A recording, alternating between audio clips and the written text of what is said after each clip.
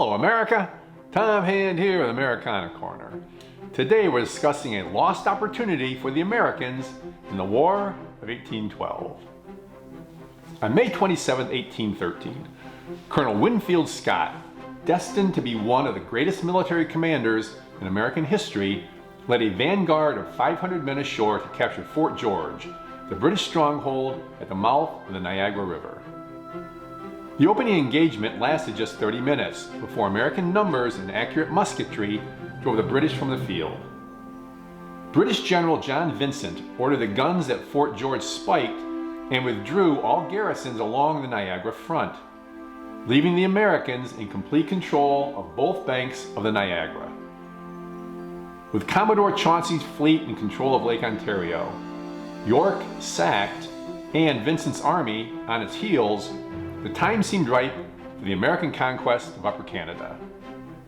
It would prove to be the best opportunity of the war for the Americans, but unfortunately, one they would squander.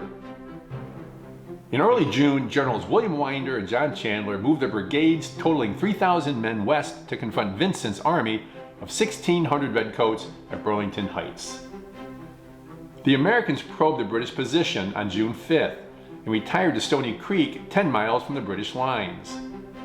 But that night, Vincent directed Colonel John Harvey to lead 700 men against the American camp.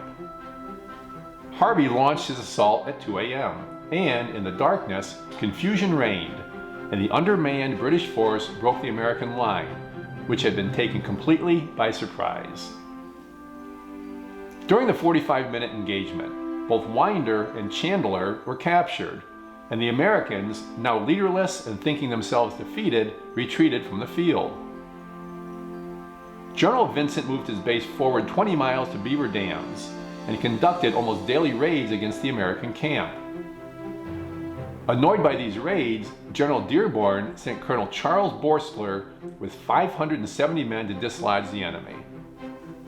On June 21st, while waiting to move forward against Beaver Dams, several American officers lodged at the home of Captain James Secord, a Canadian militia officer who had been wounded the previous year at Queenston Heights.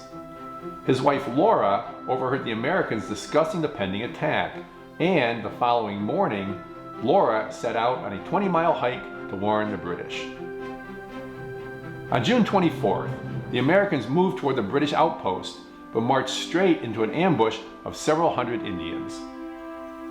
The Americans fought hard for 3 hours before surrendering to a British force half their size, thus ending the Battle of Beaver Dams and firmly ensconcing Laura Secord in Canadian folklore. For the Americans, the second check of their invasion effectively crushed their spirit of the initiative, and for the remainder of their time at Fort George, they stayed within its walls, more a prisoner of the besieging British Army than an invasion force. Next week, we will discuss the Americans retreating back across the Niagara River. Until next time, may your love of country lead you.